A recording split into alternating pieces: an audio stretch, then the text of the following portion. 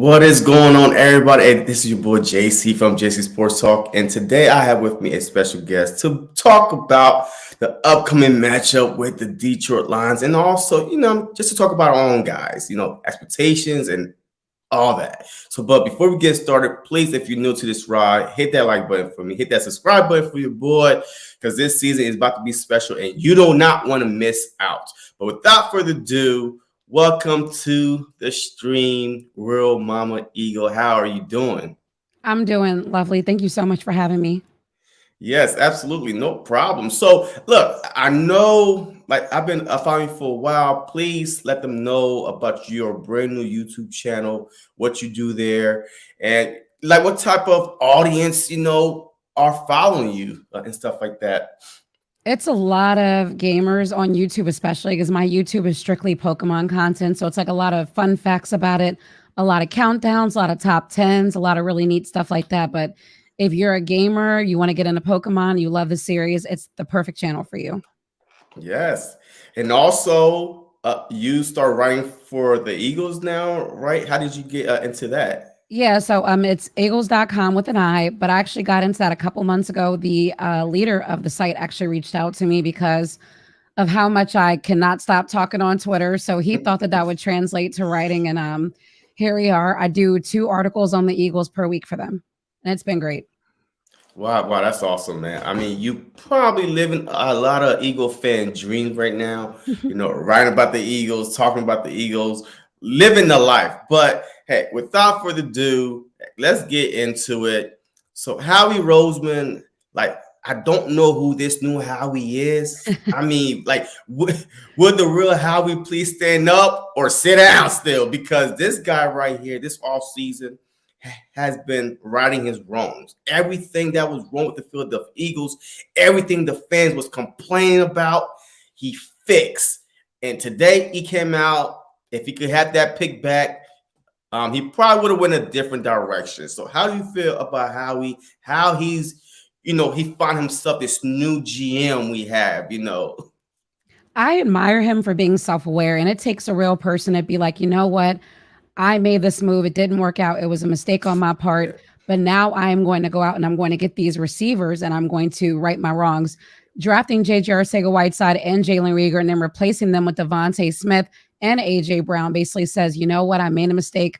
Let's make it better. Went out, got linebackers. He just did everything that was a problem area he addressed. But the Jalen Reagor especially just goes to show that every GM makes mistakes. Howie's no different. Absolutely. And I think that some people make it out to be as that he's the only one that does, and that's definitely not the case.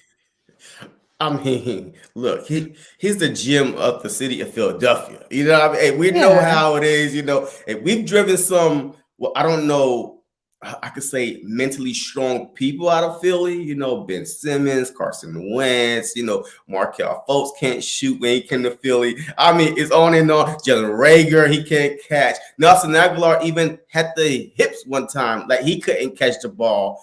But mentally, I mean, Howie Roseman coming out and basically saying, look, I messed up. And like he went into this off season, he found God, the Eagle God, and say, you know what, I'm going to right my wrongs and I'm going to make sure that people can't blame me for anything this upcoming season. Like I said, he went out and addressed the defense. We needed a pass rusher. So talk to me about this Eagle off season. Like, what was the biggest, Unbelievable. how would you grade this? Like, man, I don't even know how to put it into words, man, because this offseason was so great. This is unbiased and an A off season. I remember literally doing my draft stream on draft night and freaking out when I just saw AJ Brown in my chat.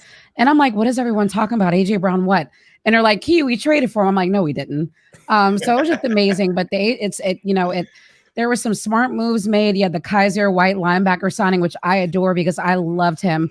Like I said, AJ Brown was great. Then you draft Davis, you draft Dean, you trade for, Gardner Chauncey. Great. You trade for, some defensive backs. You get Bradbury, you get some corner help. So every position that was a problem area is no longer a problem area. And then you have this front seven that looks phenomenal. You have all these weapons for Jalen Hurts, and you have one of the best offensive lines in football with depth you added and guys like Cam Jurgens. It's just unbelievable what Howie Roseman put together. Absolutely, absolutely. And shout out to everybody that's in the chat. Lori, Jenks, Richard, what's going on? Tiffany. Hey, this is going to be a special year. I'm nervous a little bit, but it's a happy nervous. I don't know if that makes sense. Like, I'm nervous for the season, but I can't wait to see what this team could do. Of course, on paper, we know the Eagles they should be playing in the Super Bowl on paper. Honest shoot. If you look at this team, with the depth they got, with the defense, the offense, they should be playing in the Super Bowl. But we got to see it on the field first. And it starts on Sunday with my man, Jalen Hurts. So what are you expecting to see from Jalen Hurts this upcoming season? And if you happen to see what you want to see, would you sign him to a contract extension before the market goes bonkers right now? Well, you got to think about one thing about Jalen Hurts is that you saw him pass for 3,100 yards, didn't have a ton of touchdowns, but that's because the Eagles became a run-first team and became the number one rushing offense in the NFL. So he wasn't really passing the ball as much, but had he passed a bit more, he definitely could and is capable of doing a 4,000 or more yard season, which I could definitely see this year. When you add talent like A.J. Brown to go along with Quez Watkins and Devontae Smith, he's going to have a bit more accuracy and he's going to have a bit more guys downfield. And you have Dallas Goedert, who already has great chemistry with Jalen, who I think is going to have a phenomenal season, but he's got better pass catchers and he's going to have time to throw. But what his challenge is going to be is not rushing to move out of the pocket, to stay in the pocket and make those throws. If he can do that and be above average, I see no scenario where not only does he not get an extension, but Philly's at least playing in the divisional round or possibly title game if he's even above average. And if he's really good, then they're one of the best teams in NFC, because look at the conference. On paper, it got worse. He just has to be above average. Yes. Absolutely. And I agree. And don't forget, yes, he threw for 3,100 yards last year, but remember the Jalen Reagor out of bounds? He stepped out of bounds. He caught a touchdown. That was a callback. Those are yards. Those are touchdowns. Remember Devontae Smith got pushed out of bounds, right? Against the Chiefs. Those are yards. Those are touchdowns. A lot of offensive pass interference that was called on Goddard, on Zach Ertz. Those are yards. Those are touchdowns. So he's capable, absolutely capable, definitely, of throwing for 4,000 yards. But what do you want to like? Do you want him to be that quarterback, like to throw for 4,000, 5,000 yards and take his legs away? Because if he's throwing, he's basically not. He's not himself. Being the dual threat that we all want him to be. I want to see him be a dual threat. It's got to be a great combination of both, because he made some great throws on the run last year. But at the same time, there are plays that broke down because he may have left the pocket too quickly and didn't trust his O-line. So he's got to find a balance of both. If Miles Sanders, by some stroke of luck, is back and is healthy, I don't see how with Miles and Gainwell, they can't be a number one rushing team. So that may mean he may pass significantly less.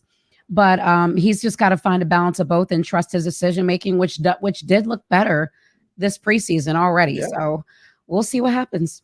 Yeah, I agree. Like, look, I want Jalen Hurts to be Jalen Hurts. That's the reason why he's so special. Like, you will never tell Michael Vick to not be Michael Vick. True. You won't never let a dual threat quarterback just try and be one side. Lamar Jackson, like, man, you're not going to say, hey, be someone that you're not. I mean, I want Jalen Hurts to be Jalen Hurts, but like you said, have a little bit more patience in the pocket, and just scan the field before you take off a run. But at the same time, I don't want you taking sacks because you have all these wide receivers that we are about to talk about right now. So let's hit on A.J. Brown and Devontae Smith. To me, they are one of the best two wide receivers in the NFL, not only in the NFC, but in the entire NFL. What is your thought on A.J. Brown and Devontae Smith on this Philadelphia Eagles team? I can't believe I'm even saying it. We got two number ones on Philadelphia Eagles. But talk to me about A.J. Brown. Well, as far as A.J. goes, I can't tell if there's, I don't know if there's anyone happier than me about just getting Jaylen Brown, because this is a kid who every year in this league he's killed it. I loved watching him with Tennessee. He would have had all seasons over 1,000 yards if he didn't miss a couple games at the end of in 2021. So this guy is a yards machine. And if you look at Devontae, what he did his rookie year, he didn't have a large amount of touchdowns. He got in the end zone enough, but he did stretch the field. This kid had almost 900 yards with no really big threat next to him at wide receiver. The biggest threat on the field besides him was Dallas Goedert. No disrespect to Quez Watkins. Quez just wasn't really there last year. Yeah. But you put two guys together with 1,000-yard potential. We're looking at the days of Deshaun Jackson and Jeremy Maclin when they were complimenting each other very well and just racking up yards. So that's what I'm feeling with those two. Yeah. I think this duo it could be way better than Deshaun, because like Deshaun to me was a deep threat. He really don't like going through the middle because he was so small and he couldn't take a lot of big hits. So he was more like a deep threat type of guy. Maclin was the possession, the big body. If you consider him a big body at that time. But man, AJ Brown by himself, like this dude, he could take a little quick screen for a touchdown any given Sunday, any game. I was at the open practice. Like this dude, like the ball was thrown where only he could catch it. I understand. But man, he went and dove for it one-handed. I'm like, where have you been all my life? Like, where have you been? Like, he's like the T.O. from 2004 season to me. Like we've been praying for a big body wide receiver, not gadget wide receivers, as like Rager and all these little small gadget type wide receivers. But this dude is physical. He got speed and he's hungry and he will go get the ball. That's what we've been missing the whole time in Philly. And 24 touchdowns in 3 seasons for a kid, like I said, for a young player at that. So I feel like he's going to be the guy that's going to get those really long receptions, get in the end zone. But Devontae is going to work the whole field is what we're going to see. But we're going to have AJ is going to be in the end zone more. And then Quez is going to stretch. It's going to be, oh man. Like I said, I think people are really underrating what Quez will do next to those two. Absolutely. Big time. So we definitely can't leave Quez out of the conversation, I feel like. Yeah, I know. I'm sorry. But hey, we forgot about Devontae Smith when we drafted when we traded for AJ. Everything was AJ. Every news article. Like, are y'all forgetting that Devontae Smith is on this team? Like, he's a legit number one. Even AJ Brown said it that he's a legit number one. So who will have the better season, Devontae Smith or AJ? It's going to be tough because you have to think about it. Devontae got almost 1,000 yards last year being covered by cornerback 1. He's going to be covered by cornerback 2 this year, which means Devontae could definitely have a better season. I think, like I said, yards wise, I could see Devontae have the advantage, but touchdown wise, I could see AJ having the advantage. So I think we'll get a little bit of both, but don't be shocked if Dallas Goedert also has 1,000 yards if he's healthy. Absolutely. And Matthew, that was one of my hot takes a couple months ago. I said that Dallas Goedert will be a top 3 tight end, by the time the season ends. He will be one of the best tight ends, and he will go to the Pro Bowl. That was my hot take. So, I don't even think that's a hot take. He had almost he was a couple games. He could have had 1,000 yards last year. He had like 800, I believe. But I don't think that's a hot take at all. I think he can be one of the best tight ends in the NFC. Absolutely. And he's being slept on, but we will get into our sleeper picks a little bit later. But definitely, this season is going to be something special, in my opinion. I'm going to keep saying it. I don't care. This season is going to be special because we've been waiting for this since the Super Bowl. Like I didn't even feel like this going into 2017, the Super Bowl year that we won the Super Bowl. Like I didn't even feel that this team was going to be special. Because, like the quarterback situation with Carson Wentz, yes, he showed flashes that he was a good thrower, but the weapons they brought in, the Alshon Jeffrey, but this team, like, this is a whole nother level. Even Brandon Graham, he said it, that this has been the best, like on paper now, the best quality of talent that he's been around. Everybody's saying it. So it's just gonna be crazy. So JG and Steichen, how much pressure are on these guys this season? Yes, we keep saying it's on Jalen Hurts. Is Jalen Hurts or bust? But don't the coaches have to put him in position to succeed? They do. And I also think that, Jonathan Gannon needs to be part of the conversation Yeah. because okay, you could argue in 2021, Gannon was running a very weird scheme. But at the same time, you could say, okay, he didn't have the personnel in the front seven fully. He didn't have linebackers. The only really good DB he had overall was Darius Slay. But this year with the personnel, there's no excuses for Gannon. So I think Gannon is just as much under fire as Jalen Hurts, or should be under fire as much as Jalen Hurts is.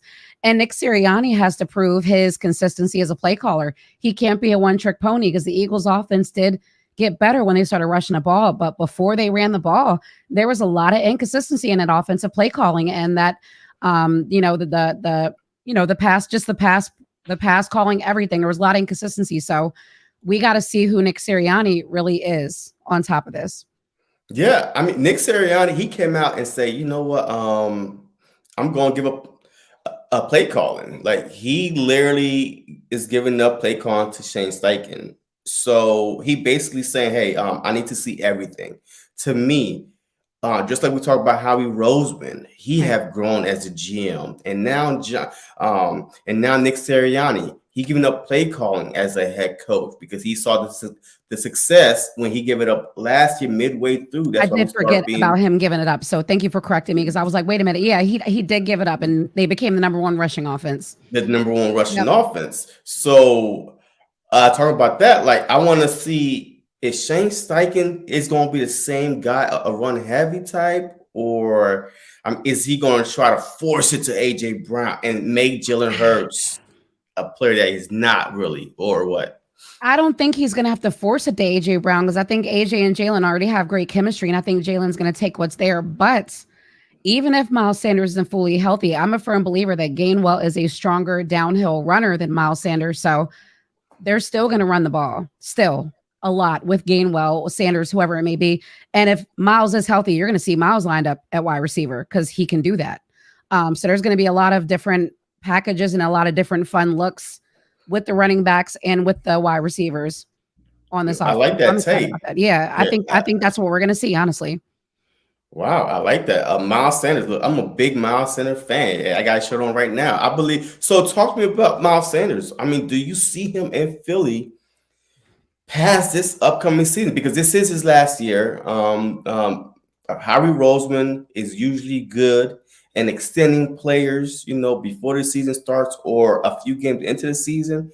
But his injury history, he can't stay healthy. I mean, we saw this off season. He basically was out for almost a month with the hamstring. I mean, do you see Miles Sanders, if he have a good season, do you see him in Philly past this year? I mean, if you look at Miles' stats, he's had pretty much mostly 800-yard seasons. He's capable of 1,000 yards. But the unfortunate issue with Miles is both of the last two seasons, he's missed 4 games each.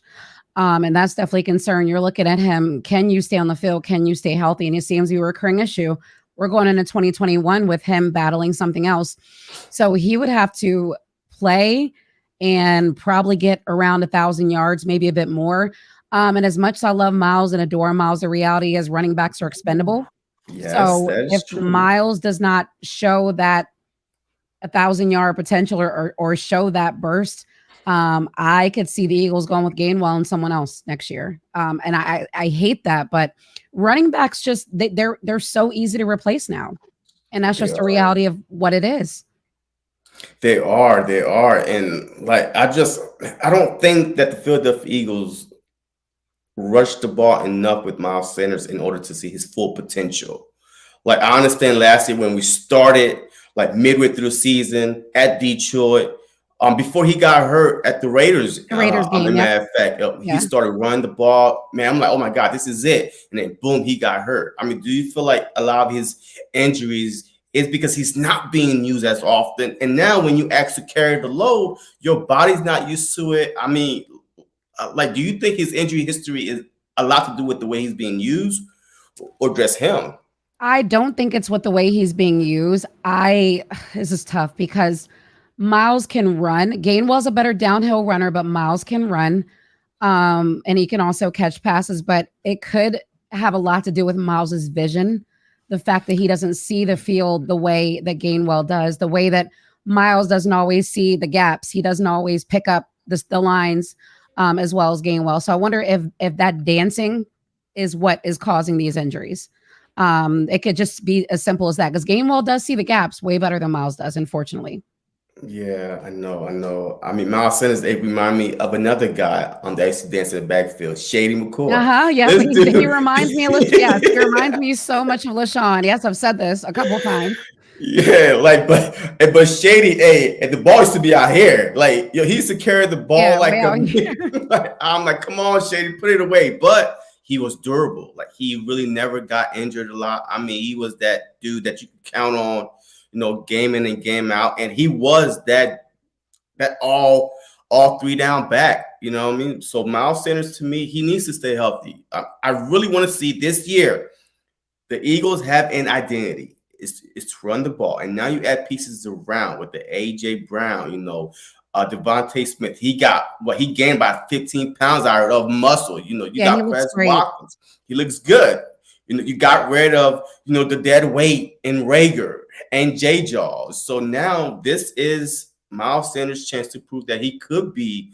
And remember, when he came back from injury last year, the Eagles were running the ball, and you could see that he changed the way he ran the ball because he probably was sitting back watching for 3 games saying, man, y'all wasn't running the ball with me. So maybe people starting to say, if you just hit the hole, we might be able to run the ball more. And he changed even at the open practice, he changed the way he was running the ball. I see him hitting the ball, the holes faster, and we'll see if that carry on into the season.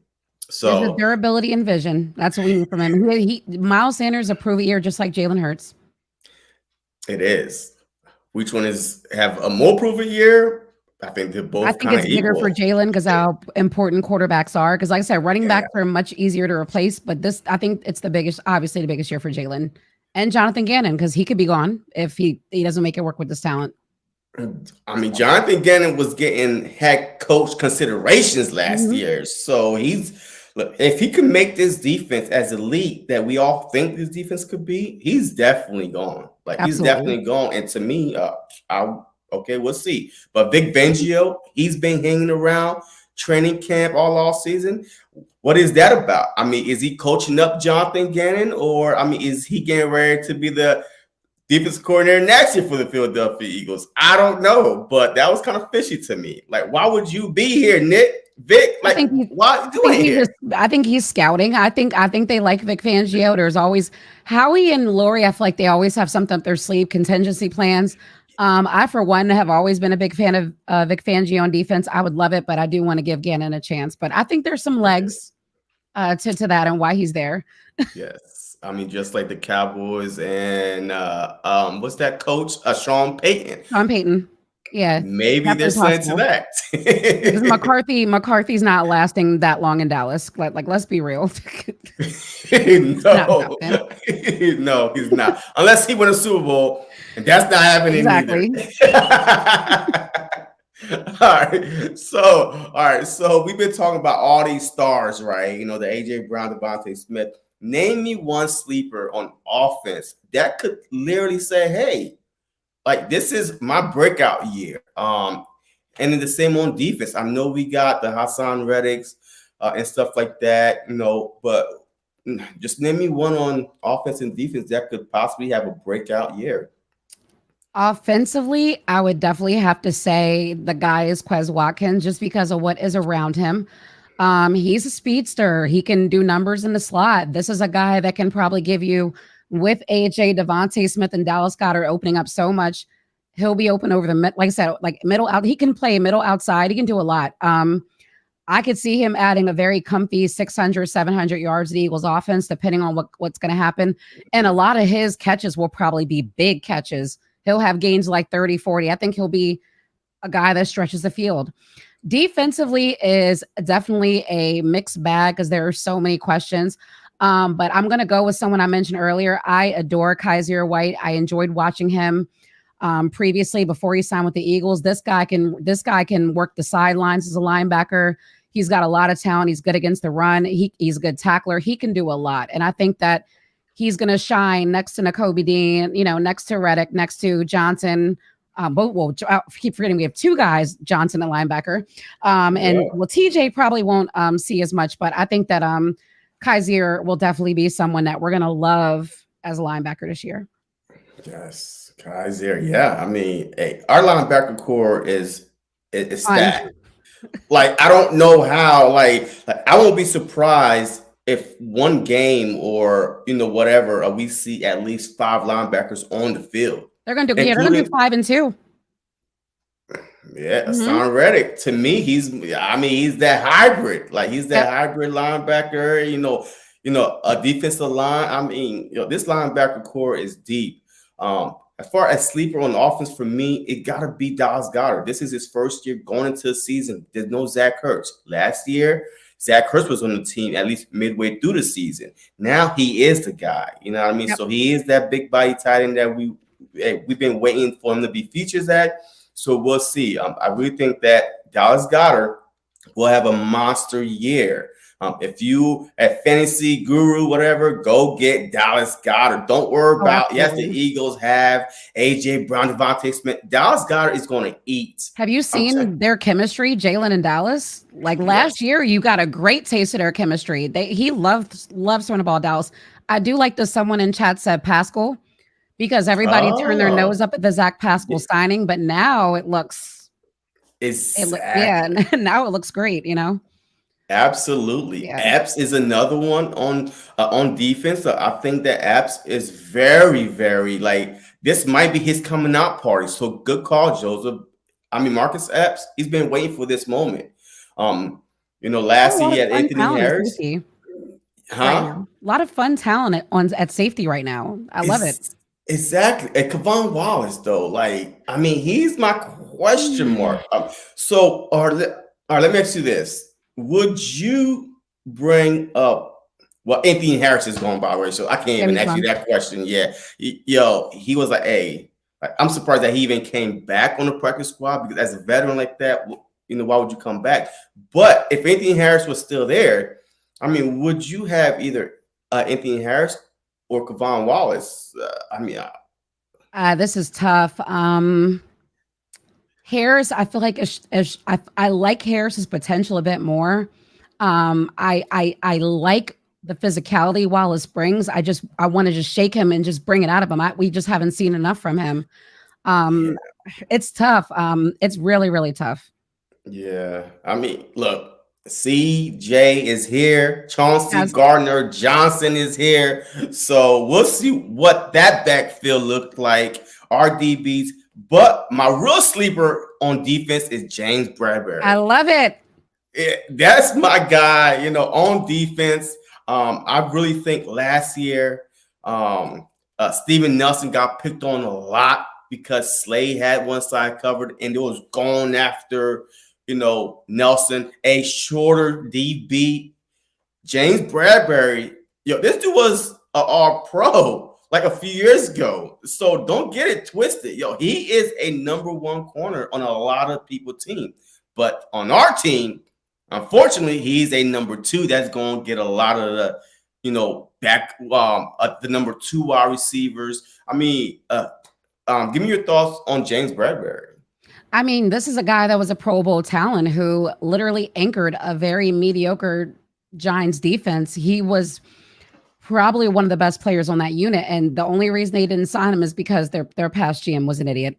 But this is like I said, you line him up next to a guy like Slay, like you said, he's going to be getting wide receiver number 2, which means he could even possibly have his best season yet because Bradbury has shown the ability to cover the number 1 wide receiver. Mm-hmm. So I think him and Slay paired together. Like I said, I could definitely see him. I could see them both actually being Pro Bowlers this year. That'd be tough, but it could be possible. Oh, it is possible. I even said the same thing. I think that Slade and Bradbury could like both make the Pro Bowl this year, because I feel like with our front, I don't think Bradbury ever had a front like this before. With the No, not Hargrave, in with New the York. Cox. No, in New York, he definitely didn't. No.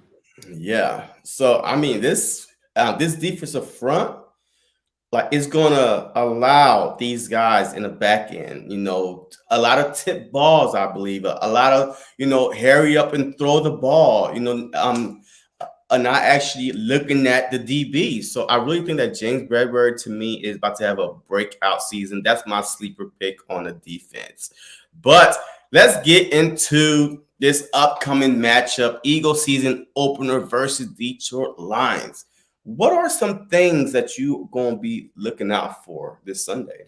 Ooh, I'm gonna start with the D line first. This is the D line's game to really set the tone for the season and show us what they're going to be. The entire front seven, because it's funny. The Lions had like a lot of young talent on the O line coming to the season, but then Big V is now on the injured list. He's now Yes. injured, and they're going to be down going into that game. So you want to see this D line. You want to see Josh Sweat, Brandon Graham and company. Fletch, you want to see them really take advantage of the slightly hurt offensive line for Detroit, get some pressure on Jared Goff, force him into some mistakes. They'll set the tone for the whole game. And if that happens, the offense won't really have to do a ton else. But that is where I'm looking first and foremost. Okay. Look, I can't wait to see this newfound defense of Jonathan Gannon. There's no more excuses. Last year, you did not have the players that you say that you didn't have. This year, Howie Rose made sure that you had a lot of dogs on defense. So I'm more dying to see this defense than the offense, because Me too. I already know what the offense is going to look like. Run the ball, pass AJ Brown, Devontae Smith, and stuff like that.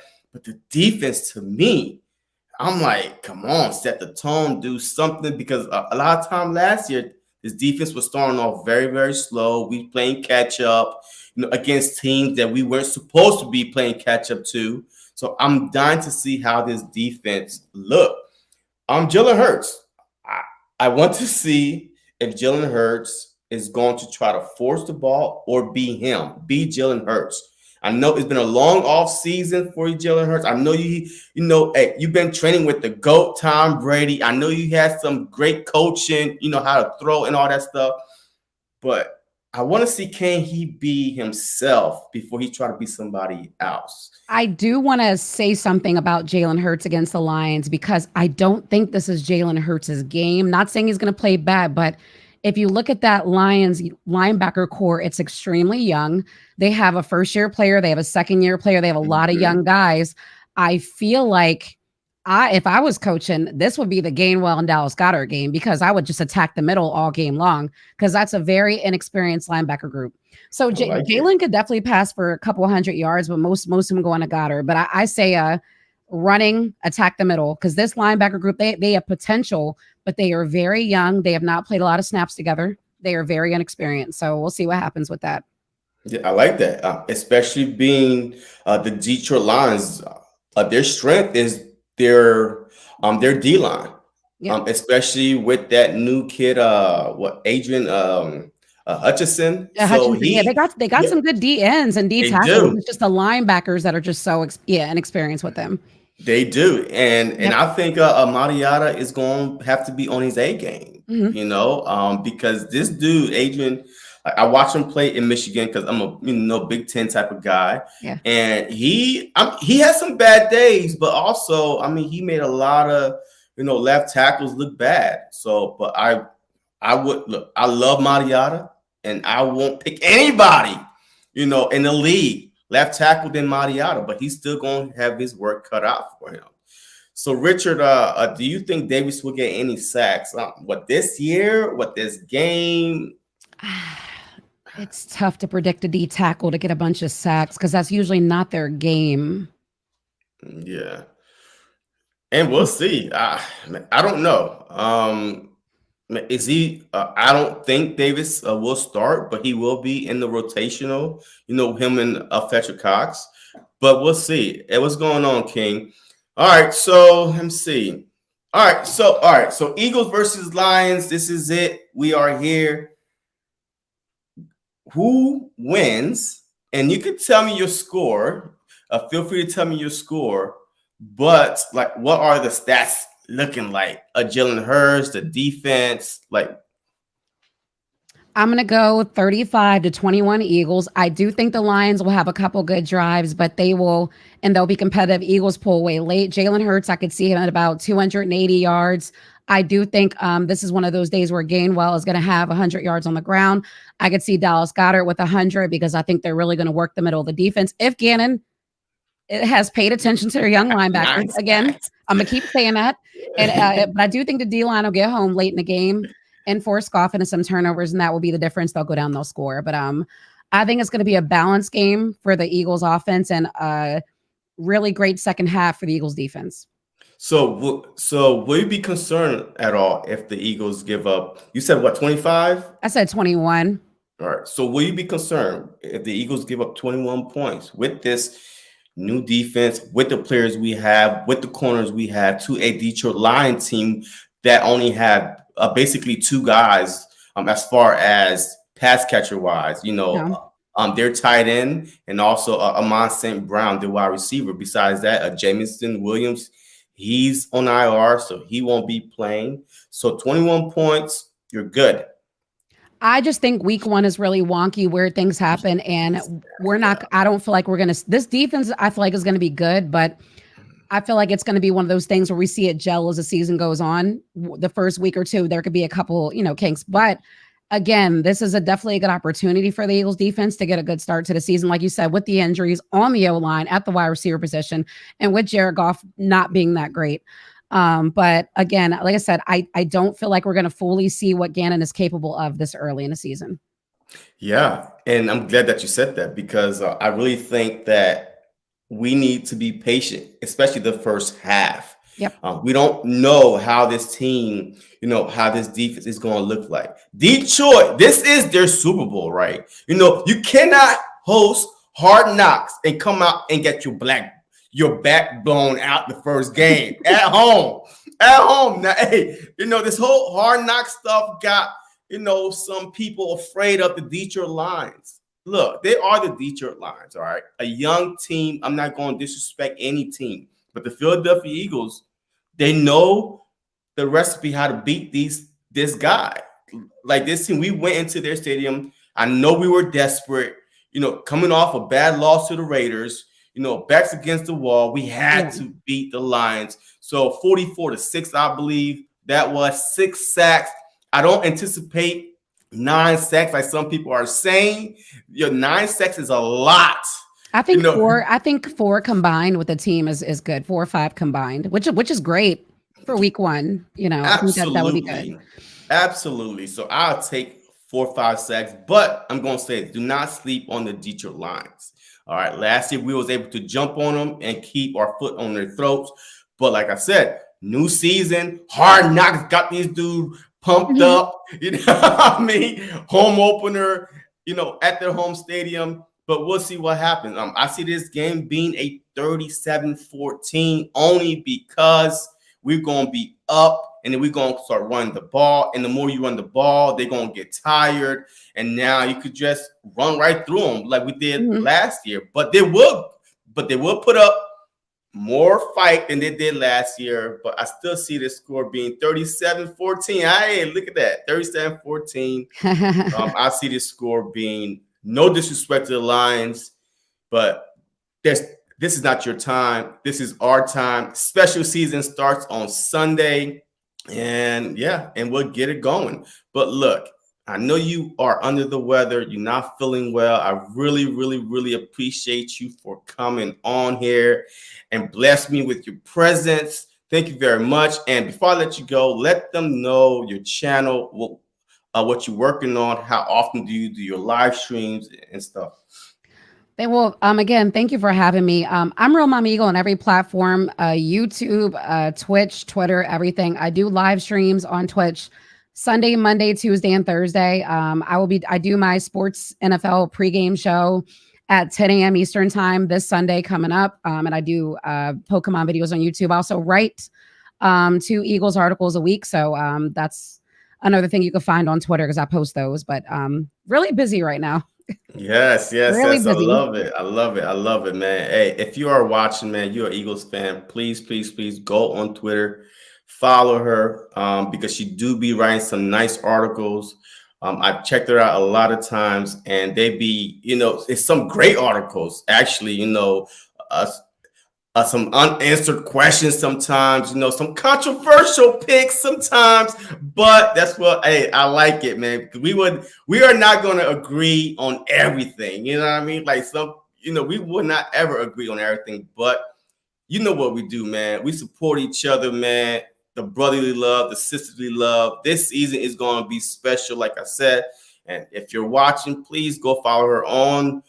Go subscribe to her channel on YouTube. The link is in the chat, and also go follow her on Twitter. And hey, if you ain't following me, please go do the same thing. JC Sports Talk. Hit that subscribe button for your boy on the road to 4K. And I appreciate everybody. And as always, go Birds.